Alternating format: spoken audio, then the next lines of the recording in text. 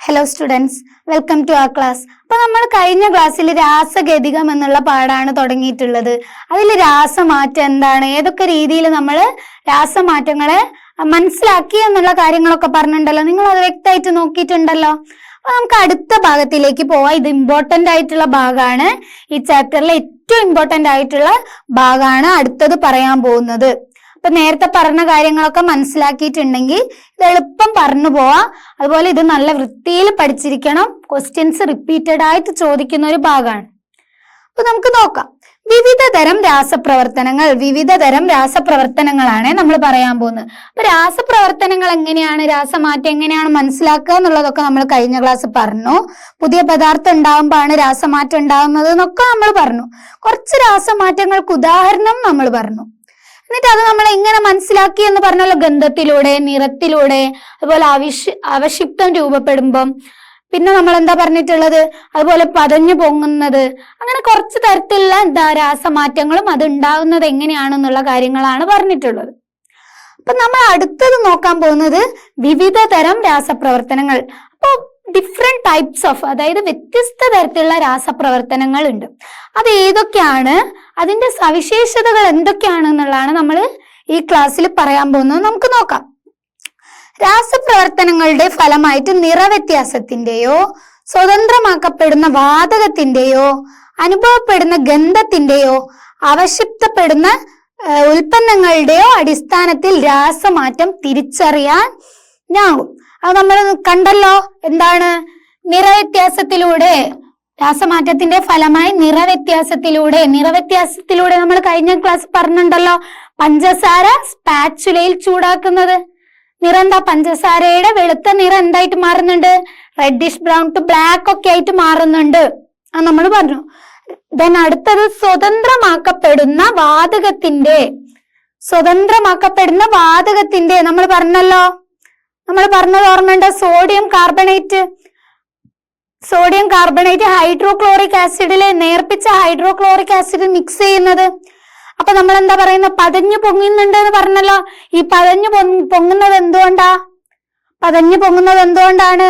വാതകം ഇവിടെ വാതകം സ്വതന്ത്രമാക്കപ്പെടുന്നത് കൊണ്ടാണ്. നമ്മൾ അന്ന് അപ്പൊ പറഞ്ഞില്ലേ, അതില് ഉണ്ടാവുന്ന വാതകങ്ങള് പുറത്തേക്ക് പോകുന്നത് സ്വതന്ത്രമാക്കപ്പെടാൻ വേണ്ടിയിട്ടാണ് അത് പതഞ്ഞു പൊങ്ങുന്നത്.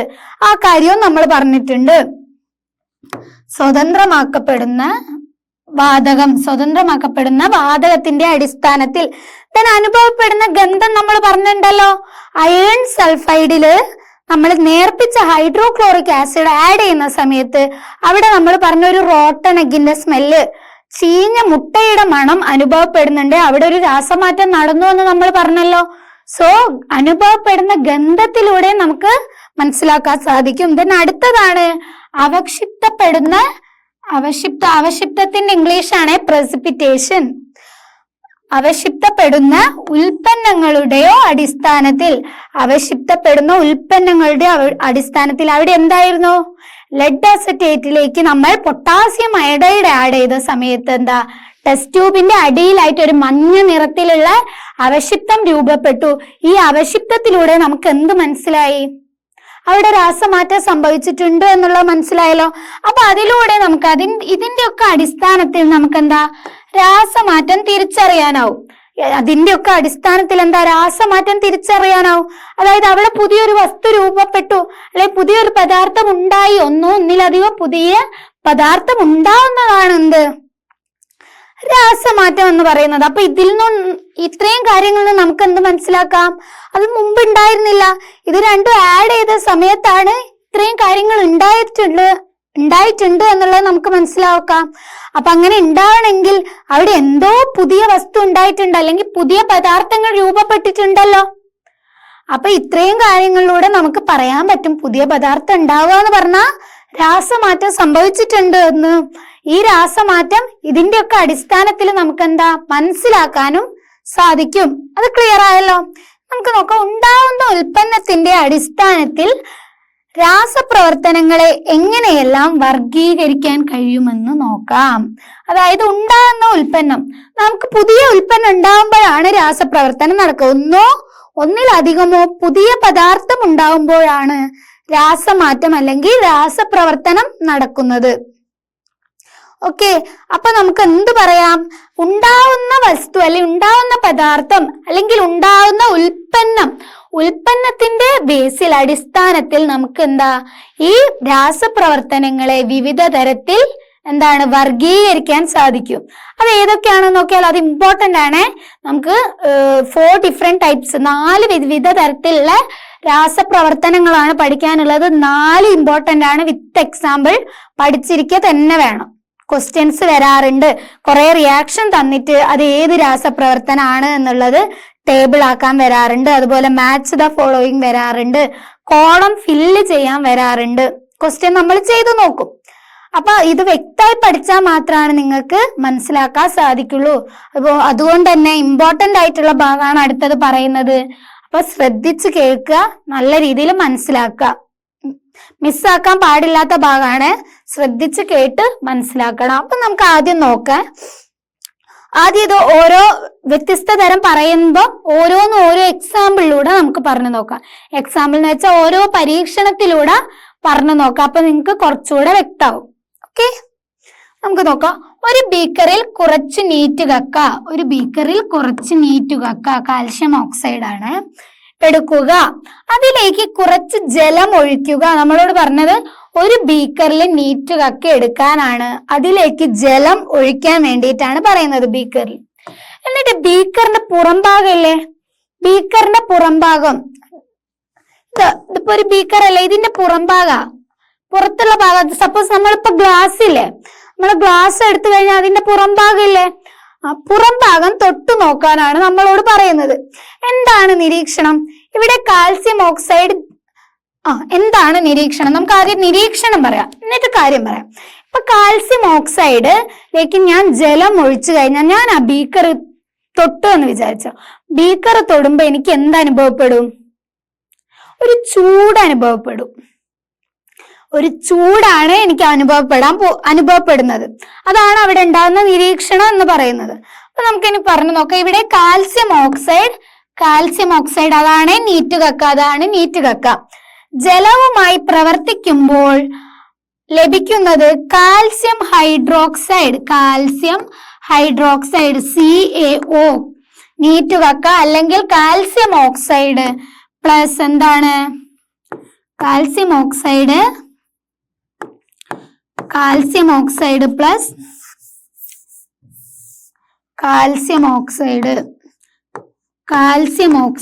പ്ലസ് ജലവുമായി അല്ലേ പ്രവർത്തിക്കുന്നത്, H2O. ജലവുമായി പ്രവർത്തിക്കുമ്പോൾ അവിടെ ഉണ്ടാകുന്നത് എന്താണ്? CaOH ആണ്. കാൽസ്യം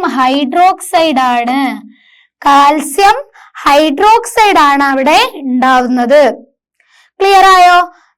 നീറ്റ് കക്ക അല്ലെങ്കിൽ കാൽസ്യം ഓക്സൈഡ് ജലവുമായി പ്രവർത്തിക്കുമ്പോൾ കാൽസ്യം ഹൈഡ്രോക്സൈഡ് എന്ന സംയുക്തമാണ് ഉണ്ടാവുന്നത്. കൂടാതെ ഇതൊരു താപമോചക പ്രവർത്തനമാണ്. അത് നിങ്ങൾ പഠിച്ചിട്ടുണ്ട്, 8ാം ക്ലാസ്സിൽ പഠിച്ചിട്ടുണ്ട്. രാസമാറ്റം എന്ന ചാപ്റ്ററിൽ പഠിച്ചിട്ടുണ്ട്. താപമോചക പ്രവർത്തനവും പഠിച്ചിട്ടുണ്ട്. താപാകിരണ പ്രവർത്തനം അവിടെ പഠിച്ചിട്ടില്ലേ? അപ്പൊ ഇത് താപമോചന പ്രവർത്തനമാണെന്നാ പറഞ്ഞിട്ടുള്ളത്. അതുകൊണ്ടാണ് താപം എന്താണ്, അത് പുറത്തേക്ക് തള്ളുന്നുണ്ട്. താപോർജ്ജം എന്താണ്, പുറത്തേക്ക് റിലീസ് ചെയ്യുന്നത് കൊണ്ടാണ് എനിക്ക് ആ തൊട്ടപ്പം നിരീക്ഷിച്ചത് ഞാൻ ബീക്കറിന്റെ പുറംഭാഗം തൊട്ടപ്പം എനിക്കൊരു ചൂട് അനുഭവപ്പെടുന്നുണ്ട്. അപ്പൊ അവിടെ എന്താ നടക്കുന്നത്? ഇത് ഒരു താപമോചക പ്രവർത്തനമാണ് നടക്കുന്നത്. നമുക്ക് കാണാം, നീറ്റ് കക്ക ജലവുമായി പ്രവർത്തിച്ചു കഴിഞ്ഞാൽ നമുക്ക് കാൽസ്യം ഹൈഡ്രോക്സൈഡ് ഉണ്ടാവുന്നുണ്ട്. കാൽസ്യം ഹൈഡ്രോക്സൈഡും അതുപോലെ തന്നെ താപം റിലീസ് ചെയ്യുന്നുണ്ട്. താപമോചക പ്രവർത്തനമാണ് നടക്കുന്നത്. ഇതാണ് ഇവിടെ നടക്കുന്ന പ്രവർത്തനം. അപ്പൊ ഈ പ്രവർത്തനം വ്യക്തമായിട്ട് മനസ്സിലായല്ലോ. ഇനി നമുക്ക് നോക്കാം പ്രവർത്തനത്തിന്റെ രാസസമവാക്യം എഴുതി നോക്കാൻ. നമ്മളിപ്പോ പറഞ്ഞ പ്രവർത്തനത്തിന്റെ രാസസമവാക്യം എഴുതി നോക്കാനാ പറഞ്ഞത്. നമ്മൾ ഇവിടെ എഴുതിയിട്ടുണ്ട്. നമുക്ക് ഒന്നുകൂടെ എടുത്തെഴുതാം. നീറ്റ് കക്ക കാൽസ്യം ഓക്സൈഡ് പ്ലസ് വാട്ടർ, ജലത്തിൽ ആണ് നമ്മൾ ലയിപ്പിച്ചത്. അപ്പൊ എനിക്ക് കിട്ടിയിട്ടുള്ളത് കാൽസ്യം ഹൈഡ്രോക്സൈഡ് പിന്നെ ഹീറ്റ് ഉണ്ടാകുന്നുണ്ട്. ഹീറ്റ് താപമോചക പ്രവർത്തനം ആയതുകൊണ്ട് തന്നെ ഹീറ്റ് റിലീസ് ചെയ്യും, ഹീറ്റ് എനിക്ക് അനുഭവപ്പെടുകയും ചെയ്യുന്നുണ്ട്. ഇനി ഇവിടെ പറഞ്ഞിട്ടുള്ള മറ്റൊരു രാസപ്രവർത്തനത്തിന്റെ സമവാക്യമാണ് താഴെ തന്നിട്ടുള്ളത്. അത് പരിശോധിക്കാനാണ്. ഈ സമവാക്യം നമുക്ക് നോക്കാം. ഇത് നൈട്രജൻ ആണ്. നൈട്രജൻ N2 പ്ലസ് ഇതെന്താണ് H2, N2 plus H2 hydrogen combine ചെയ്തിട്ട് കിട്ടിയ 2NH3 ആണ്. അതാണ് അമോണിയ. 2NH3 അമോണിയ നമുക്ക് കിട്ടി. നമുക്ക് ഇനി നോക്കാം. ഈ പ്രവർത്തനത്തിൽ ഏതെല്ലാം പദാർത്ഥങ്ങളാണ് സംയോജിച്ചിരിക്കുന്നത്? ഏതൊക്കെയാണ് സംയോജിച്ചിരിക്കുന്നത്? ഇവിടെ ഏതൊക്കെയാ നമ്മൾ ആഡ് ചെയ്തിട്ടുള്ളത്? ഈ പ്ലസ് ഇട്ട് ഇതിൽ ഇതും ആഡ് ചെയ്യുന്നു എന്നല്ല ഈ പ്ലസിന്റെ മീനിങ്. അപ്പൊ ഏതെല്ലാം പദാർത്ഥങ്ങളാണ് സംയോജിച്ചിട്ടുള്ളത്? ഏതൊക്കെയാ? N2 നൈട്രജൻ, then എന്താണ്? ഹൈഡ്രജൻ H2 ഹൈഡ്രജനും നൈട്രജനുമാണ് അവിടെ സംയോജിച്ചിട്ടുള്ളത്. പിന്നെ അടുത്തത് നോക്ക്. പ്രവർത്തന ഫലമായി ലഭിച്ച ഉൽപ്പന്നം ഏത്? പ്രവർത്തന ഫലമായിട്ട് നമുക്ക് ഇവിടെ ലഭിച്ചതെന്താ? ഞാൻ പറഞ്ഞു അമോണിയ ആണ്. ദാറ്റ് ഈസ് NH3 ആണ് നമുക്ക് ലഭിച്ചിട്ടുള്ളത്. മനസ്സിലായോ? അടുത്തത് ഇനി മറ്റൊരു പ്രവർത്തനം പരിശോധിക്കാനാണ് പറഞ്ഞത്. 2SO2 പ്ലസ് O2 സൾഫർ ഡയോക്സൈഡും ഓക്സിജനും കൂടി ചേർന്നിട്ട് നമുക്ക് എന്ത് കിട്ടി? സൾഫർ ട്രയോക്സൈഡ് SO3, 2SO3 ആണ് കിട്ടിയിട്ടുള്ളത്. അപ്പൊ നമ്മൾ 3 രാസപ്രവർത്തനാണ് കണ്ടത്. 3 രാസപ്രവർത്തനത്തിന്റെ നമ്മൾ ഇവിടെ എഴുതിയിട്ടുള്ള സമവാക്യാണ് എഴുതിയിട്ടുള്ളത്. ആദ്യം നമ്മൾ എഴുതിയത് നീറ്റ് കക്കയിൽ ജലം ചേർത്തപ്പോൾ, അതായത് കാൽസ്യം ഓക്സൈഡിൽ വാട്ടർ ചേർത്തപ്പോൾ കാൽസ്യം ഹൈഡ്രോക്സൈഡ് കിട്ടി. അതാണ് ഫസ്റ്റ് നമ്മൾ പറഞ്ഞിട്ടുള്ളത്. ദെൻ സെക്കൻഡ് പറഞ്ഞിട്ടുള്ളത് നൈട്രജനിൽ ഹൈഡ്രജൻ ആഡ് ചെയ്തപ്പോൾ അമോണിയ കിട്ടി. നൈട്രജനിൽ ഹൈഡ്രജൻ ആഡ് ചെയ്തപ്പോൾ അമോണിയ കിട്ടി. ദെൻ ലാസ്റ്റ് നമ്മൾ പറഞ്ഞ സൾഫർ ഡയോക്സൈഡിൽ ഓക്സിജൻ ആഡ് ചെയ്തപ്പോൾ എന്ത് കിട്ടി? സൾഫർ ട്രയോക്സൈഡ് കിട്ടി. അപ്പൊ 3 രാസപ്രവർത്തനങ്ങൾ നിങ്ങൾക്ക് മനസ്സിലായല്ലോ. 3 രാസപ്രവർത്തനങ്ങൾ മനസ്സിലായി. ജസ്റ്റ് ഒന്ന് അറിഞ്ഞു വെച്ചല്ലോ. എങ്ങനെയാണ്, ഏതൊക്കെ കൂടിച്ചേർന്നപ്പോ എന്താണ് കിട്ടിയിട്ടുള്ളത്? ഇത് രണ്ടും കൂടിച്ചേർന്നപ്പോ കിട്ടിയ പുതിയൊരു സാധനല്ലേ? SO3 അല്ലല്ലോ. അതായത് ഇവിടെ SO2 അല്ലേ? SO2 ഓയും ചേർന്നപ്പോ SO3, ഇതൊരു പുതിയ സാധനല്ലേ? അതുപോലെ തന്നെ N2 നൈട്രജനും ഹൈഡ്രജനും ചേർന്നപ്പോ കിട്ടിയ അമോണിയ, ഇത് രണ്ടും അല്ല, പുതിയൊരു സാധന. അതുപോലെ തന്നെയാണ് നമ്മളെ നീറ്റ് കക്കയും ജലവും ചേർന്നപ്പോ കാൽസ്യം ഹൈഡ്രോക്സൈഡ് ആണ് കിട്ടിയിട്ടുള്ള പുതിയ സാധനമാണ്. അപ്പൊ നമ്മൾ 3 രാസപ്രവർത്തനം നോക്കി. ആ 3 രാസപ്രവർത്തനത്തിന്റെയും സമവാക്യം എഴുതിയിട്ടുണ്ട്. അപ്പൊ നമ്മൾ 3 രാസപ്രവർത്തനവും അതിന്റെ സമവാക്യവും കണ്ട്. ഇനി നമ്മൾ പറയാൻ പോകുന്ന ഫസ്റ്റ് ടൈപ്പാണ്. First type of രാസപ്രവർത്തനാണ്.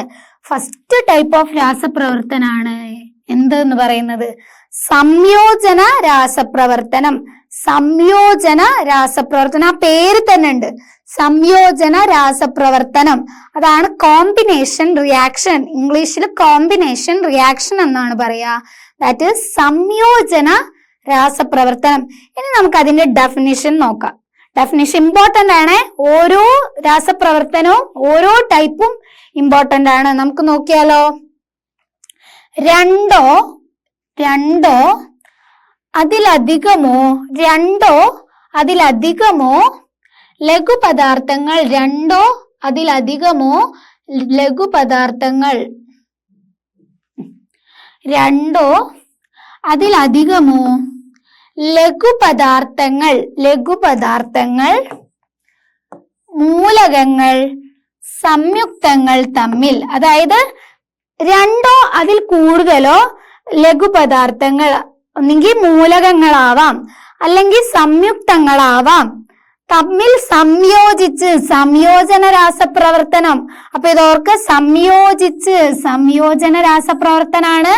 അപ്പൊ സംയോജിച്ച് ഒരു പുതിയ സംയുക്തം ഉണ്ടാകുന്ന രാസപ്രവർത്തനത്തെ സംയോജന രാസപ്രവർത്തനം എന്ന് പറയുന്നു.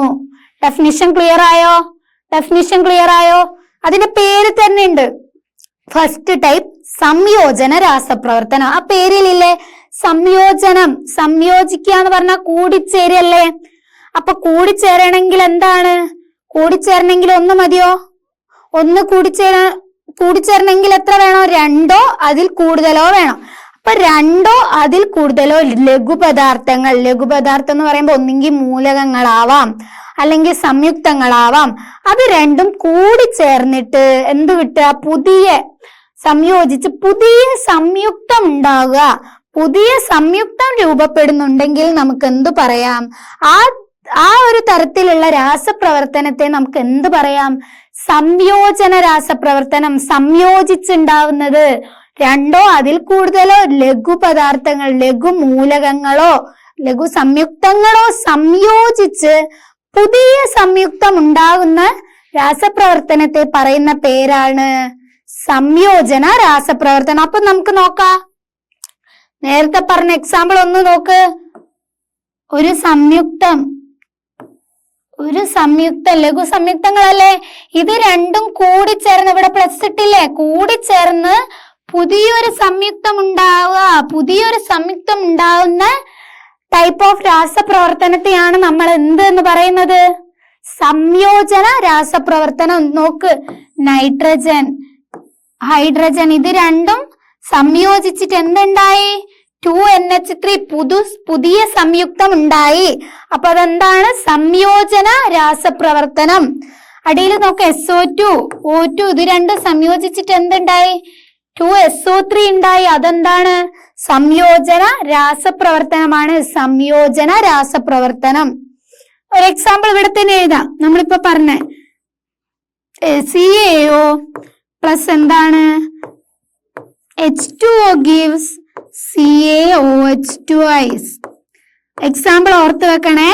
ഇതന്നെ പഠിക്കണമെന്നില്ല. സംയോജന രാസപ്രവർത്തനം എന്താണെന്നുള്ള ഡെഫിനിഷൻ, അതിന്റെ കൂടെ എന്താ 1ഓ 2ഓ എക്സാമ്പിളും കൂടെ പഠിച്ചു വെക്കണം. നിങ്ങൾക്ക് എളുപ്പമുള്ളത് ഏതാണോ അത് പഠിക്കാം. വേറൊരു എക്സാമ്പിൾ പറയാം. H2 simple example plus O2 gives H2O. H2 plus O2 gives 2H2 ആണ്. ബാലൻസ് ചെയ്യാം. 2H2 plus O2 gives 2H2O. നോക്ക്, ഹൈഡ്രജനും ഓക്സിജനും ലഘു സംയുക്തങ്ങൾ കമ്പൈൻ ചെയ്തിട്ട് എന്തുണ്ടായി? സംയോജിച്ചിട്ട് എന്തുണ്ടായി? വാട്ടർ ഉണ്ടായി. അതൊരു പുതിയ സംയുക്തമാണ്. അപ്പൊ അതിനാണ് നമ്മൾ പറയാ സംയോജന രാസപ്രവർത്തനം. സംയോജന രാസപ്രവർത്തനം. 2 എക്സാമ്പിൾ നമ്മൾ എഴുതിയല്ലോ. 2 എക്സാമ്പിൾ എഴുതി. തന്നെ കുറച്ചുകൂടെ എക്സാമ്പിൾ എഴുതാം. N2 plus H2 gives 2NH3. 2NH3 കിട്ടി. അപ്പൊ ഈ സംയോജന രാസപ്രവർത്തനത്തിന് പഠിക്കാൻ എളുപ്പത്തിന് ഞാൻ ജനറൽ ആയിട്ട് ഒരു എക്സാമ്പിൾ പറഞ്ഞുതരട്ടെ. ജനറൽ ആയിട്ട് നമ്മൾ എങ്ങനെ എഴുതുന്നു പറഞ്ഞുതരട്ടെ. അതായത് A plus B gives C. ഇനി ഒന്ന് ഡെഫിനിഷൻ വെച്ചിട്ട് ഇത് പറഞ്ഞു നോക്കിയാലോ. രണ്ടോ അതിലധികമോ ലഘു പദാർത്ഥങ്ങൾ മൂലകങ്ങളോ സംയുക്തങ്ങളോ ആവാം. 2 എണ്ണല്ലേ? A എന്ന് പറയുന്നത് 1, B എന്ന് പറയുന്നത് 2. 2ഓ അതിൽ കൂടുതലോ എന്താണ് മൂലകങ്ങളോ സംയുക്തങ്ങളോ സംയോജിച്ച് എന്ന് പറഞ്ഞാൽ പ്ലസ് ഇട്ട്, അതായത് കൂടിച്ചേരല്ലേ, സംയോജിച്ച് പുതിയ പദാർത്ഥം ഉണ്ടായി. പുതിയ സംയുക്താണ് ഉണ്ടാകുന്നത്. പുതിയ സംയുക്തം ഉണ്ടായി. എയും ബിയും കൂടി ചേർന്നിട്ട് സി ഉണ്ടായി. ഈ തരത്തിലുള്ള രാസപ്രവർത്തനത്തെയാണ് നമ്മൾ എന്ത് പറയാ? സംയോജന രാസപ്രവർത്തനം. ഡെഫിനിഷൻ ഇമ്പോർട്ടന്റ് ആണ്. 2 എക്സാമ്പിൾ അറിഞ്ഞിരിക്കണം. ആൻഡ് ജനറൽ ആയിട്ട് ഈ ഒരു കാര്യം കൂടെ എഴുതുക. A plus B gives C. എയും ബിയും ആയിട്ട് എന്തെങ്കിലും ബന്ധമുണ്ടോ? സിക്ക് പുതിയൊരു സാധനല്ലേ. എയും ബിയും 2 ലഘുപദാർത്ഥങ്ങൾ, ഒന്നെങ്കിൽ മൂലകങ്ങളാവാം അല്ലെങ്കിൽ സംയുക്തങ്ങളാവാം. ഈ മൂലകങ്ങളും സംയുക്തങ്ങളും സംയോജിച്ച് പുതിയ പദാർത്ഥം ഉണ്ടാവുന്ന ടൈപ്പ് ഓഫ് രാസപ്രവർത്തനമാണ് എന്ത്? സംയോജന രാസപ്രവർത്തനം. അതാണിത് ഇവിടെ കൊടുത്ത A plus B gives C. വേറെ example H2 plus O2 gives H2O. വേറെതാ N2 plus 3H2 gives 2NH3. അപ്പൊ നിങ്ങൾക്ക് സൗകര്യമുള്ള എളുപ്പമുള്ള 2 ഉദാഹരണങ്ങൾ, അതുപോലെ ഡെഫിനിഷൻ വ്യക്തമായിട്ട് പഠിക്കുക, ഈ ജനറൽ കാര്യം പഠിക്കുക. ഈ ജനറൽ ആയിട്ടുള്ള ഇത് എഴുതി വെച്ചിട്ട് ഡെഫിനിഷൻ പഠിച്ചാൽ സിമ്പിൾ ആയിരിക്കും. ഓക്കെ, അപ്പൊ ഇപ്പൊ സംയോജന രാസപ്രവർത്തനം ക്ലിയർ ആയല്ലോ? അതിൽ എന്തെങ്കിലും ഡൗട്ട് ഉണ്ടോ? ക്ലിയർ ആയില്ലേ? വ്യക്തമായിട്ട് ഇത് പഠിച്ചിരിക്കണേ, വ്യക്തമായിട്ട് അറിഞ്ഞിരിക്കണം. അടുത്തത് പഠിക്കുമ്പോൾ മാറിപ്പോകരുത്. സംയോജന പേരിലുണ്ട്, സംയോജന, സംയോജിച്ച്. അപ്പൊ ഇനി എന്ത് സംയോജിച്ച് എന്ന് ആലോചിക്കുക. രണ്ടോ അതിലധികമോ ലഘുപദാർത്ഥങ്ങൾ എന്തുണ്ടാവും? പുതിയ പദാർത്ഥം. അങ്ങനെ കണക്ട് ചെയ്തിട്ട് ആലോചിക്കുക. ഓക്കെ, ഇനി നമുക്ക് അടുത്തത് നോക്കിയാലോ? ഇനി അടുത്ത ഒരു എക്സാമ്പിൾ ആണ് പറയാൻ പോകുന്നത്. അടുത്ത കുറച്ച് പ്രവർത്തനങ്ങൾ. അപ്പൊ സംയോജന രാസപ്രവർത്തനം നമ്മൾ കഴിഞ്ഞു. അടുത്ത തരം പറയുന്നതിന് മുമ്പ് നമുക്ക് എന്താ നോക്കാനുണ്ട്? ഒരു പരീക്ഷണം നോക്കാനുണ്ട്. എന്നിട്ട് നമ്മൾ അടുത്ത ടൈപ്പ് ഓഫ് രാസപ്രവർത്തനമാണ് പറയാൻ പോകുന്നത്. നമുക്ക് ഇവിടെ വന്ന് നോക്കാം. ഒരു കോണിക്കൽ ഫ്ലാസ്കിൽ 3 gram ammonium dichromate NH4 Cr2O4 ammonium dichromate ആണ് നമ്മൾ എടുത്തിട്ടുള്ളത്.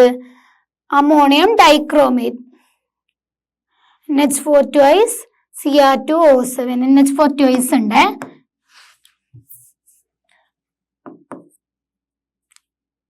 NH4 twice Cr2O7. ഓക്കെ, ഇപ്പൊ ക്ലിയർ ആയല്ലോ? ടെക്സ്റ്റിൽ അത് കൊടുത്തിട്ടുണ്ട്. ഓക്കെ, അപ്പം ammonium dichromate NH4 twice Cr2O7 എടുത്തിട്ട് ഫ്ലാസ്കിന്റെ വായഭാഗത്ത് പഞ്ഞി കൊണ്ട് അടച്ച ശേഷം ചൂടാക്കുക. എന്ത് മാറ്റമാണ് നിരീക്ഷിക്കുന്നത് എന്നാ ചോദിച്ചിട്ടുള്ളത്. ഇവിടെ നോക്ക്, നമ്മളെ കോണിക്കൽ ഫ്ലാസ്ക് കണ്ടോ? ഇതാണ് കോണിക്കൽ ഫ്ലാസ്ക്. ഈ കോണിക്കൽ ഫ്ലാസ്കിൽ അമോണിയം ഡൈക്രോമേറ്റ് ആണ്. ഇത് അമോണിയം ഡൈക്രോമേറ്റ് വെച്ചു. ഇവിടെ നമ്മൾ പഞ്ഞി വെച്ചിട്ട് അടച്ചു.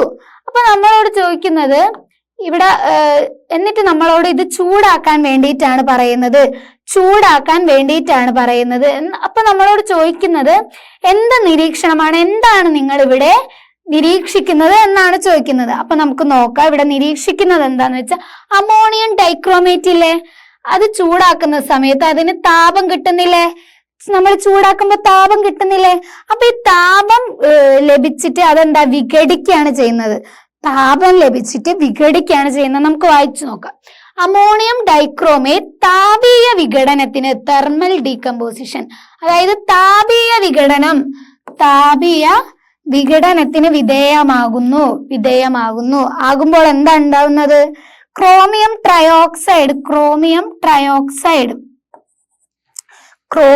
ട്രയോക്സൈഡ്, പിന്നെ ജലബാഷ്പം, എന്താണ് നൈട്രജൻ എന്നീ പദാർത്ഥങ്ങളായിട്ട് മാറുകയാണ് ചെയ്യുന്നത്. അതായത് NH4 twice Cr2O7 ammonium dichromate എന്താ, നമ്മൾ താപം കൊടുക്കുക. അപ്പൊ താപീയ വിഘടനത്തിന് വിധേയമാകുമ്പോൾ ഈ സാധനം എന്തൊക്കെയായിട്ട് മാറുന്നുണ്ട്? ക്രോമിയം ട്രയോക്സൈഡ് ആവുന്നുണ്ട്, ജലബാഷ്പം ഉണ്ടാവുന്നുണ്ട്, നൈട്രജൻ ഉണ്ടാവുന്നുണ്ട്. അതാണ് ഇവിടെ കൊടുത്തിട്ടുള്ളത്. കണ്ടോ? അമോണിയം എന്താണ്?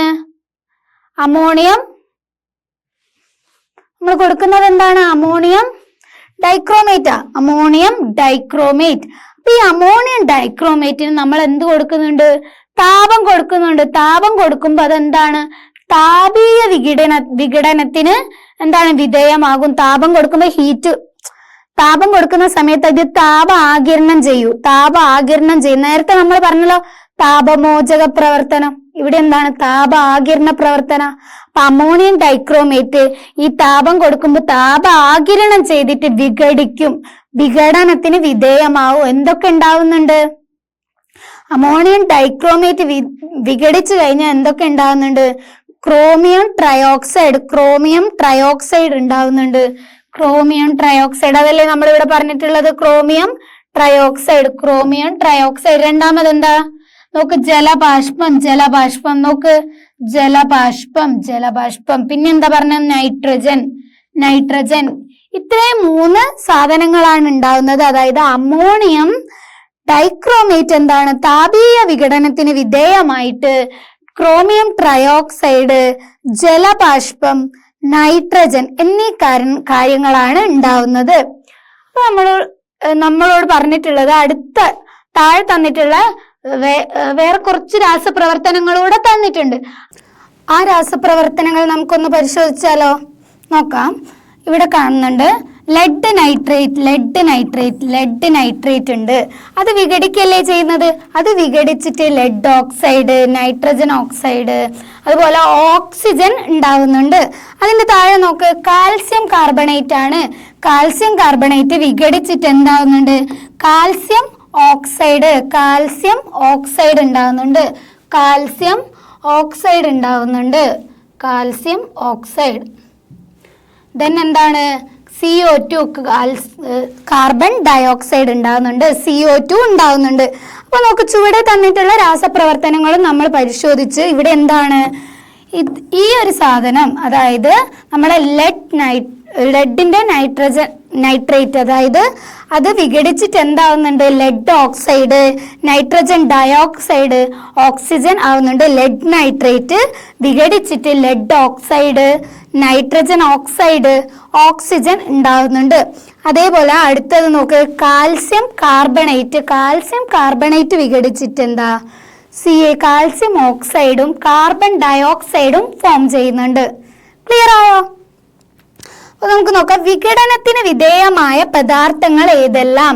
നമ്മളോട് ചോദിച്ചിട്ടുള്ളത് വിഘടനത്തിന് വിധേയമായ പദാർത്ഥങ്ങൾ ഏതെല്ലാം എന്നാ. ഏതൊക്കെയാണ് ഇവിടെ വിഘടിച്ചത്? ആ വിഘടനത്തിന് വിധേയമായിട്ടുള്ളത് നമുക്ക് നോക്കാം. 3 എക്സാമ്പിൾ നോക്കാം. നമ്മൾ 3 പറഞ്ഞിട്ടുണ്ട്. ഫസ്റ്റ് എന്താണ്? Ammonium dichromate NH4 twice Cr2O7 NH4 twice Cr2O7. രണ്ടാമതേതാ? നമ്മൾ പറഞ്ഞ ലെഡ് നൈട്രേറ്റ് അല്ലേ? PB NO3 twice. മൂന്നാമതേതാ? Calcium carbonate. ഇതല്ലേ വിഘടിച്ചത്? ഇവിടെ വിഘടനത്തിന് വിധേയമായ പദാർത്ഥങ്ങൾ ഇത് 3 അല്ലേ? ആണല്ലോ. അടുത്തത് ലഭിച്ച ഉൽപ്പന്നങ്ങൾ ഏതെല്ലാം? നമ്മളോട് ചോദിച്ചിട്ടുള്ളത് ലഭിച്ച ഉൽപ്പന്നങ്ങൾ ഏതെല്ലാം? ലഭിക്കുന്നത് ഇവിടെ ഉണ്ടാവും. ഈ സൈഡിലുണ്ട്. ലഭിച്ചത് ഏതൊക്കെയാ? ഫസ്റ്റ് കേസിൽ നമുക്ക് നോക്കാം. ഫസ്റ്റ് കേസിൽ Cr2O3 പ്ലസ് ക്രോമിയം ട്രയോക്സൈഡ്. നമ്മൾ നേരത്തെ പറഞ്ഞില്ലേ, ക്രോമിയം ട്രയോക്സൈഡ് ഉണ്ട്, ജലബാഷ്പം ഉണ്ട്, നൈട്രജൻ ഉണ്ട്, H2O N2. രണ്ടാമത്തെ ഇതിൽ ഏതൊക്കെയാ? രണ്ടാമത്തെ കേസിൽ PbO, ലെഡ് ഓക്സൈഡ് ഉണ്ട്, NO2 O2 ആണ്. NO2 O2.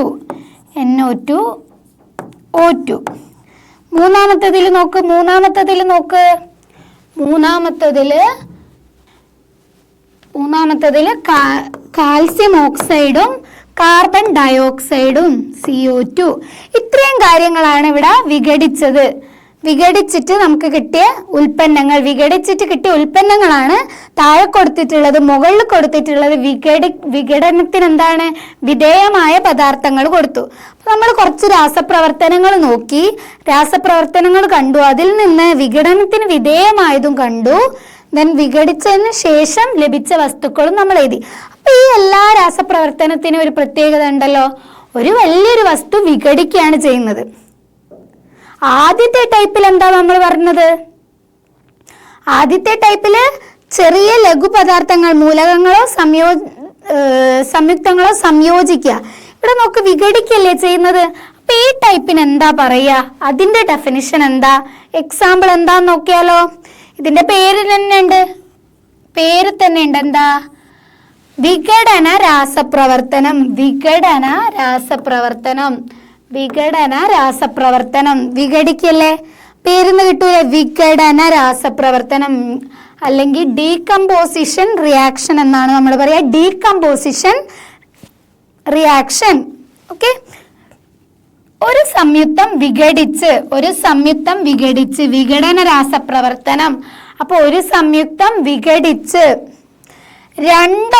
രണ്ടോ അതിലധികമോ രണ്ടോ അതിലധികമോ പദാർത്ഥങ്ങൾ ഉണ്ടാകുന്ന പ്രവർത്തനമാണ്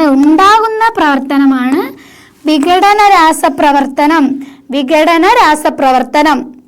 അതായത് എന്താ ഇവിടെ പറയുന്നത്, ഒരു സംയുക്തം ഇതിപ്പോ ഒരു വലിയ സംയുക്തമാണെന്ന് വിചാരിക്കുക. ഇതൊരു വലിയ സംയുക്തമാണെന്ന് വിചാരിച്ചോ, മനസ്സിലാവാൻ വേണ്ടി പറയുകയാണേ. ഇത് വിഘടിച്ച് ഇതിപ്പോ 2 പീസാക്കി. ജസ്റ്റ് മനസ്സിലാവാൻ വേണ്ടിയിട്ട് പറയാം. നമ്മൾ ജസ്റ്റ് എന്താ ഒരു സാധനം ബ്രേക്ക് ചെയ്യുന്ന ഭൗതിക മാറ്റാണ്. അപ്പൊ ഒരു വലിയ സംയുക്തം വിഘടിച്ച് രണ്ടോ അതിലധികമോ എന്തുണ്ടാവുകയാണ്, അധികമോ പദാർത്ഥങ്ങൾ ഉണ്ടാവുന്നതിന് നമുക്ക് എന്ത് പറയാം, വിഘടന രാസപ്രവർത്തനം. നമുക്ക് അതിനൊരു ഉദാഹരണം എഴുതണം. ഉദാഹരണം നമ്മൾ പഠിക്കണം. 2 ഉദാഹരണം എല്ലാത്തിൻ്റെതും പഠിക്കണേ. CO3 gives എന്താണ്, CaO പ്ലസ് എന്താ CO2. നമ്മൾ നേരത്തെ പറഞ്ഞ CaCO3 gives CaO plus CO2. CaO plus CO2. Then നമ്മൾ പഠിച്ചിട്ടുള്ള ആദ്യത്തേത് നോക്കാം. NH4 twice Cr2O7 വിഘടിച്ചിട്ട് എന്തൊക്കെയാ കിട്ടുന്നത്, Cr2O3 പ്ലസ് എന്താ കിട്ടിയ Cr2O3 plus H2O plus N2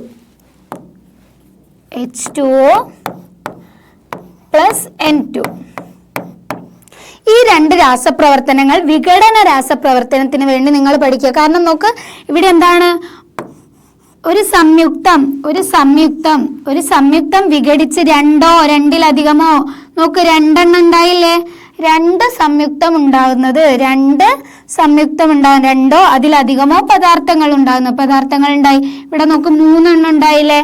വിഘടിച്ച് 2 അതിലധികമോ പദാർത്ഥങ്ങൾ ഉണ്ടാവുന്നതാണ് എന്ത്, വിഘടന രാസപ്രവർത്തനം, ഡീകമ്പോസിഷൻ റിയാക്ഷൻ അല്ലെങ്കിൽ വിഘടന രാസപ്രവർത്തനം. ഇനി നമുക്ക് അതിന്റെ ഒരു ജനറൽ എഴുതി നോക്കിയാലോ. ജനറൽ ആയിട്ട് നമ്മൾ എങ്ങനെ എഴുതും എന്നുള്ളത് കുറച്ചുകൂടെ എളുപ്പത്തിൽ മനസ്സിലാക്കാൻ വേണ്ടിയിട്ട്, ഒരു സംയുക്തം സപ്പോസ് എ ഒരു സംയുക്തമാണ്. എ എന്താ, വിഘടനത്തിന് വിധേയമാകും. വിഘടിച്ചിട്ട് എന്താണ്, ബി പ്ലസ് സി, 2 അതിലധികമോ എന്തുണ്ടാവുക, 2 അതിലധികമോ പുതിയ പദാർത്ഥങ്ങൾ, പുതിയ സംയുക്തങ്ങൾ അല്ലെങ്കിൽ പുതിയ പദാർത്ഥങ്ങൾ ഉണ്ടാവുന്ന ടൈപ്പ് ഓഫ് രാസപ്രവർത്തനമാണ് എന്ത് പറയാ, വിഘടന രാസപ്രവർത്തനം. വിഘടിച്ച് 2 അതിലധികമോ പുതിയ പദാർത്ഥങ്ങൾ ഉണ്ടാവുന്ന രാസപ്രവർത്തനമാണ് വിഘടന രാസപ്രവർത്തനം. ഓക്കെ, ക്ലിയർ ആയല്ലോ. വിഘടന രാസപ്രവർത്തനത്തിന്റെ ഡെഫിനിഷൻ പഠിക്കുക, 2 എക്സാമ്പിൾ പഠിക്കുക, ജനറൽ ആയിട്ടുള്ള കാര്യം പഠിക്കുക. ആ പേര് തന്നെ ഉണ്ട്, വിഘടിച്ച്. ഒരു സംയുക്തം വിഘടിച്ച് 2 അതിലധികമോ. വിഘടിച്ച് എന്താ, പുതിയ സാധനം ഉണ്ടാവും. വലിയ സാധനം വിഘടിച്ച് എന്താ, ചെറിയ 2 എണ്ണം ഒക്കെ ഉണ്ടാവൂലേ. ആ രീതിയിൽ ആലോചിക്കുക. ഒരു സംയുക്തം വിഘടിച്ച് 2 അതിലധികമോ പുതിയ പദാർത്ഥങ്ങൾ ഉണ്ടാവുന്ന ടൈപ്പ് ഓഫ് രാസപ്രവർത്തനമാണ് വിഘടന രാസപ്രവർത്തനം. ഓക്കെ, അടുത്ത ഇവിടെ ഒരു എക്സാമ്പിൾ കൊടുത്തിട്ടുണ്ട്. വിഘടന രാസപ്രവർത്തനം നമുക്ക് ഏറ്റവും യൂസ്ഫുൾ ആയിട്ടുള്ള ഒരു എക്സാമ്പിൾ ആണ് ഇവിടെ കൊടുത്തിട്ടുള്ളത്. നിങ്ങൾക്ക് അറിയാൻ പറ്റുന്ന ഒരു എക്സാമ്പിൾ തന്നെയാണ്. നമുക്ക് നോക്കിയാലോ. വാഹനങ്ങളിൽ എയർ ബാഗ് വിടരുന്നതിന്റെ രസതന്ത്രം. വാഹനങ്ങൾ നിങ്ങൾ ശ്രദ്ധിച്ചിട്ടുണ്ടോ, ഒരു ആക്സിഡന്റ് നടക്കുന്ന സമയത്ത് ആ ഫ്രണ്ടിലുള്ള ഫ്രണ്ട് സീറ്റിന്റെ അവിടെ ഒരു എയർ ബാഗ് പൊങ്ങി വരുന്ന ഒരു ബലൂൺ പോലെ, ഇങ്ങനെ ഒരു ബോൾ പോലെ വരുന്ന ഒരു സാധനം നിങ്ങൾ ശ്രദ്ധിച്ചിട്ടുണ്ടോ, എയർ ബാഗ്. അപ്പൊ അതിനെ പറ്റിയാണ് പറയുന്നത്. നോക്കാം. വാഹനങ്ങളിൽ സുരക്ഷയ്ക്കായി എയർ ബാഗുകൾ ഉപയോഗിക്കുന്നു എന്നത് നിങ്ങൾക്കറിയാമല്ലോ. നമ്മൾ സുരക്ഷയ്ക്കായിട്ടല്ലേ യൂസ് ചെയ്യുന്നത്. അതായത് നമ്മൾ ശക്തിയിൽ ഈ വാഹനത്തിന്റെ മുന്നിൽ പോയി ഇടിക്കാതിരിക്കാനാണ് ഇങ്ങനെ ഒരു എയർ ബാഗ് സിസ്റ്റം കൊണ്ടുവന്നിട്ടുള്ളത്. അതായത് ഇടിയുടെ ആഘാതത്തിൽ നമ്മൾ പോയി ഇടിക്കാതിരിക്കാനാണ് ഇങ്ങനെയുള്ള എയർ ബാഗ്, അതായത് നമ്മളെ സുരക്ഷയ്ക്ക് വേണ്ടിയാണ് കൊണ്ടുവന്നിട്ടുള്ളത്. അപകടം സംഭവിക്കുമ്പോൾ എയർ ബാഗുകൾ പൊടുന്നനെ വിടരുന്നത് ആഘാതത്തിൽ നിന്ന് ഡ്രൈവറെയും യാത്രക്കാരെയും ഒരു പരിധിവരെ സംരക്ഷിക്കൂ. അതായത് ആക്സിഡന്റ് നടക്കുന്ന സ്പോട്ടിൽ തന്നെ എന്താണ് എയർ ബാഗ് വിടരുന്നുണ്ട്. അതുകൊണ്ട് തന്നെ നമുക്ക് ഒരു പരിധി വരെ അപകടം കുറയ്ക്കാൻ സാധിക്കും. അപ്പൊ അതിന്റെ എങ്ങനെയാണ് വിടരുന്നത് എന്നാണ് നോക്കുന്നത്. സോഡിയം അസൈഡ് ആണ്. സോഡിയം അസൈഡ് എന്ന പദാർത്ഥം വിഘടന രാസപ്രവർത്തനത്തിന് വിധേയമായി ഉണ്ടാകുന്ന നൈട്രജൻ വാതകം ബാഗിൽ നിറയുന്നതിന്റെ ഫലമാണ്. നിങ്ങൾക്ക് വേണമെങ്കിൽ ഈ എക്സാമ്പിൾ എഴുതാം. വിഘടന രാസപ്രവർത്തനത്തിന് ഇവിടെ നോക്ക് സോഡിയം അസൈഡ്, ഇതാണ് സോഡിയം അസൈഡ്. സോഡിയം അസൈഡ് ഒരു സംയുക്തല്ലേ. അത് വിഘടിച്ചിട്ട് എന്താവാണ്?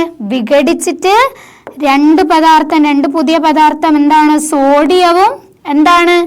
നൈട്രജനും ഉണ്ടാവുകയാണ്. Nitrogen gas. ഈ നൈട്രജൻ ഗ്യാസ് എന്താവുന്നുണ്ട്? ഈ എയർ ബാഗിന്റെ ഉള്ളിൽ നിറയുന്നുണ്ട്. അത് നിറഞ്ഞിട്ടാണ് ഒരു ബലൂണ് പോലെ ആവുന്നത്. അതാണ് ഇവിടെ പറഞ്ഞിട്ടുള്ളത്. എന്ന രാസപദാർത്ഥം സോഡിയം അസൈഡ് എന്ന രാസപദാർത്ഥം വിഘടിച്ച് നൈട്രജൻ വാതകം, കണ്ടില്ലേ? നൈട്രജൻ വാതകം ബാഗിൽ നിറയുന്നതിന്റെ ഫലമാണെന്ത്? അതിങ്ങനെ നിറഞ്ഞു വരുന്നത്, എയർ ബാഗ് നിറഞ്ഞു വരുന്നത്. വാഹനത്തിന്റെ മുൻവശത്തെ കൂട്ടിയിടി തിരിച്ചറിയുന്ന സെൻസറുകൾ ഉണ്ട്.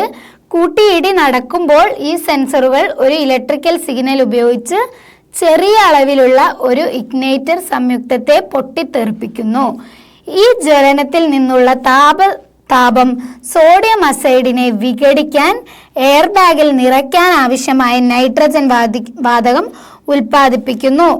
സെക്കൻഡ് സമയം മാത്രമാണ് ഇതിന് വേണ്ടി വരുന്നത്.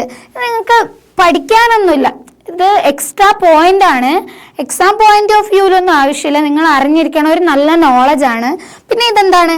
ഒരു വിഘടന രാസപ്രവർത്തനത്തിന് എക്സാമ്പിൾ ചോദിച്ചാൽ ഇത് എഴുതാം. അവിടെ പറഞ്ഞിട്ടുള്ളത് എന്താന്ന് വെച്ചാൽ, ഈ സെൻസർ ഉപയോഗിച്ച് ഇലക്ട്രിക്കൽ സിഗ്നൽ ഒക്കെ കൊടുക്കുന്ന സമയത്ത് കൊടുത്തു കഴിഞ്ഞാൽ എന്താണ്, നമുക്ക് ഈ സോഡിയം അസൈഡിനെ വിഘടിപ്പിക്കാൻ സാധിക്കും. അപ്പൊ ഇത് വിഘടിക്കുന്ന സമയത്താണ് നൈട്രജൻ ഉണ്ടാവുന്നത്. ഈ നൈട്രജൻ ആണ് എയർ ബാഗിന്റെ ഉള്ളിൽ നിറയുന്നത്. ഇത് എന്നൊക്കെ പറയുന്നത് ഭയങ്കര സെക്കൻഡുള്ളിൽ നടക്കുന്ന റിയാക്ഷൻ ആണ്. അതുകൊണ്ടാണ് ഇടിക്കുന്ന സമയത്ത് തന്നെ എന്തുണ്ടാവുന്നത്? ഈ എയർ ബാഗ് ഫില്ലാവുന്നത്. ഇടിക്കുന്ന സമയത്ത് ആ ഇടീന്റെ ആഘാതത്തിൽ എന്താണ്, അവിടെ സെൻസർ ഉണ്ട്, ആ ഇടി അറിയുന്ന സെൻസർ വെച്ചിട്ടുണ്ട്. ഈ സെൻസർ എന്താണ്, കൂട്ടിയിടി നടക്കുമ്പോൾ എന്താ, ഒരു ഇലക്ട്രിക്കൽ സിഗ്നൽ കൊടുക്കുന്നുണ്ട്. ഈ സിഗ്നൽ വെച്ചിട്ടാണ് നമ്മൾ എന്താണ്, ഈ സോഡിയം അസൈഡിന് ഈ സിഗ്നൽ കൊണ്ട് എന്താണ്, അവിടെ വ്യത്യസ്ത തരം പ്രവർത്തനങ്ങളൊക്കെ നടന്നിട്ട് എന്താണ്, പൊട്ടിത്തെറിപ്പിക്കാൻ ഉള്ള താപം കൊടുക്കുക. താപം കൊടുക്കുന്ന സമയത്ത് സോഡിയം അസൈഡ് വിഘടിച്ചിട്ട് സോഡിയവും നൈട്രജൻ ഗ്യാസും ഉണ്ടാക്കും. ഈ നൈട്രജൻ ഗ്യാസ് എയർ ബാഗിൽ നിറയും. ഓക്കെ, മനസ്സിലായോ? ഇവിടെ നിങ്ങൾ നോക്കേണ്ടത് എന്താന്ന് വെച്ചാൽ, ഈ എയർ ബാഗിന്റെ പ്രവർത്തനത്തിന്റെ പിന്നിൽ നടക്കുന്ന രാസപ്രവർത്തനം ഏത് തരത്തിലുള്ള രാസപ്രവർത്തനമാണ്? അതാണ് വിഘടന രാസപ്രവർത്തനം. അവിടെ നടക്കുന്ന രാസപ്രവർത്തനത്തിന്റെ റിയാക്ഷൻ സമവാക്യം എഴുതാൻ പറഞ്ഞാൽ എന്താണ്? 2NaN3 ഗിവ്സ് എന്താണ്, അതായത് 2NaN3 gives sodium 2Na plus എന്താണ് നമുക്ക് കിട്ടുന്നത്? 3N2 ആണ് നൈട്രജൻ, അത് ഗ്യാസ് ആണ്. അത്രയും കാര്യം ഓർത്തു വെക്കുക. ദ്വിവിഘടന രാസപ്രവർത്തനത്തിന്റെ ഫലമായിട്ടാണ്, അല്ലെങ്കിൽ അതിന്റെ ഒരു പ്രിൻസിപ്പിൾ ബേസ് ചെയ്തിട്ടാണ് നമ്മളെ എയർ ബാഗ് വർക്ക് ചെയ്യുന്നത്. അപ്പൊ നിങ്ങളോട് ചോദിക്കാം, വ്യത്യസ്ത തരം രാസപ്രവർത്തനത്തിന് ഉദാഹരണം. അപ്പോൾ വ്യത്യസ്ത തരം രാസപ്രവർത്തനങ്ങൾ എഴുതുക, വിത്ത് ഉദാഹരണമായിരിക്കും പറയാം. അപ്പൊ ദ്വിവിഘടനത്തിന്റെ അവിടെ എക്സാമ്പിൾ ആയിട്ട് ഇതും കൊടുക്കാം. ഓക്കെ, അതുപോലെ എയർ ബാഗിന്റെ ഉള്ളിൽ നടക്കുന്ന രാസപ്രവർത്തനം ഏത് തരത്തിലുള്ള രാസപ്രവർത്തനമാണെന്ന് ചോദിക്കാം. അങ്ങനെ ചോദിച്ചാൽ എന്താണ്? വിഘടന രാസപ്രവർത്തനമാണ്. അത്രയും കാര്യങ്ങളാണ് ഇവിടെ പറയുന്നത്. ഇനി നമുക്കിവിടെ നോക്കിയാലോ, ഒരു ടെസ്റ്റ് ട്യൂബിൽ അടുത്തൊരു കാര്യമാണ് നോക്കുന്നത്. ഒരു ടെസ്റ്റ് ട്യൂബിൽ 2 ml സോഡിയം, ഒരു ടെസ്റ്റ് ട്യൂബിൽ 2 ml സോഡിയം ക്ലോറൈഡ് എടുക്കാനാണ് പറയുന്നത്. ഒരു ടെസ്റ്റ് ട്യൂബിൽ 2 ml സോഡിയം ക്ലോറൈഡ് എടുക്കാനാണ് നമ്മളോട് പറയുന്നത്. ദെൻ സോഡിയം ക്ലോറൈഡിന്റെ ലായനിയാണ്. അതിലേക്ക് 2 ml എന്താണ് സിൽവർ നൈട്രേറ്റ് ആഡ് ചെയ്യാൻ, silver AgNO3 silver nitrate add ചെയ്യാനാണ് പറയുന്നത്. ഇനി എന്നിട്ട് ലായനി എന്താണ് ചേർക്കുന്ന സമയത്ത് നമ്മളോട് എന്താണ് നിരീക്ഷിച്ചിട്ടുള്ളത് എന്നാണ് പറയുന്നത്. ഇവിടെ കണ്ടോ, ഇതൊരു ടെസ്റ്റ് ട്യൂബാണ്. ഇതിലെന്താണ് 2 ml സോഡിയം ക്ലോറൈഡ്, ഇതിൽ 2 ml സോഡിയം ക്ലോറൈഡ് ഉണ്ട്. 2 ml സോഡിയം ക്ലോറൈഡ്, അതിലേക്ക് നമ്മൾ എന്താ 2 ml സിൽവർ നൈട്രേറ്റ് ആണ് എടുക്കുന്നത്. സിൽവർ നൈട്രേറ്റ് AgNO3 എടുക്കുകയാണ്. നമ്മൾ എന്താ നിരീക്ഷിച്ചിട്ടുള്ളത് എന്നാണ് ചോദിക്കുന്നത്. അപ്പോൾ നമ്മൾ നിരീക്ഷിക്കുന്നത് എന്താണെന്ന് വെച്ചാൽ ഇത് ആഡ് ചെയ്യുന്ന സമയത്ത് നമുക്ക് എന്താണെന്നറിയോ, ഒരു വെള്ള നിറത്തിലുള്ള അവശിപ്താണ് രൂപപ്പെടുന്നത്. ഇതിൽ കണ്ട ഒരു വെള്ള ഒരു പാട പോലെ ഇങ്ങനെ ഇത് അവശിപ്തമുള്ളത് കൊണ്ടാണ്. സോഡിയം ക്ലോറൈഡ് ക്ലിയർ ആണ്, നമ്മളെ വാട്ടർ പോലെ അങ്ങനെ നിറയില്ലാത്തൊരു സാധനം. അപ്പോൾ അതിലേക്ക് സിൽവർ നൈട്രേറ്റ് ആഡ് ചെയ്ത സമയത്ത് എന്താണ് ഒരു വൈറ്റ് നിറമാണ് നമുക്ക് ഫോം ചെയ്യുന്നത്. അതായത് അവിടെ ഒരു വെള്ള അവശിപ്തം ഉണ്ടാവുന്നുണ്ട്. നമുക്ക് നോക്കാം. ഈ പ്രവർത്തനത്തിന്റെ രാസസമവാക്യം എഴുതാൻ NaCl ആണ് sodium chloride plus AgNO3 gives AgCl plus NaNO3. AgClഉം NaNO3യും കിട്ടുന്നുണ്ട്. അപ്പൊ നമുക്ക് പറയാം പ്രവർത്തനത്തിന്റെ ഫലമായി ലഭിച്ച അവശിപ്തം ഏത് ഉൽപ്പന്നത്തിൻ്റെതാണ് എന്ന് പറയാമോ?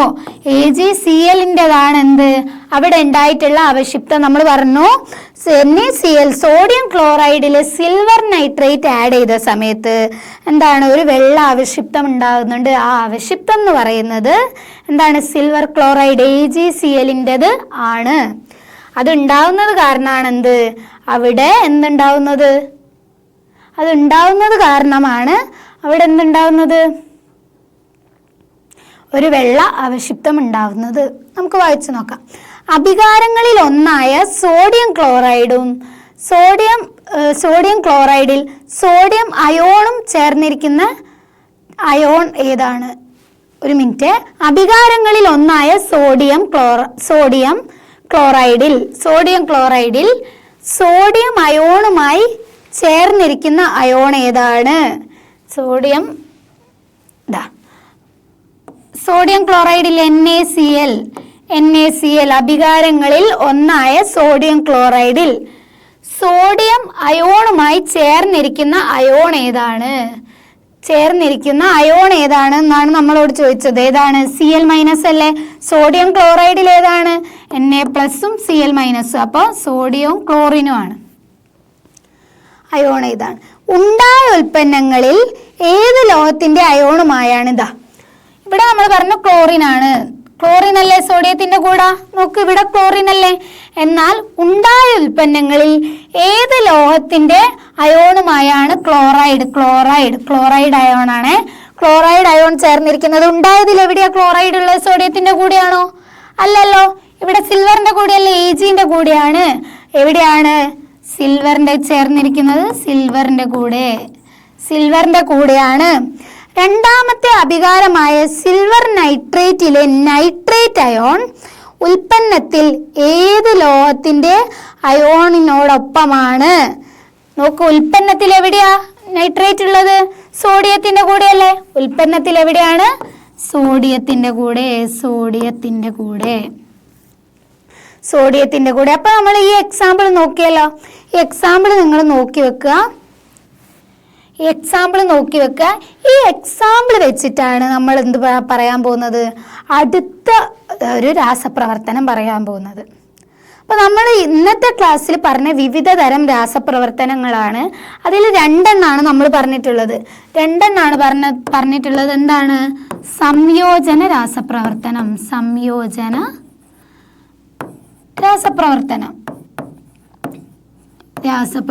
രണ്ടാമത്തേത് ഏതാ പറഞ്ഞത്?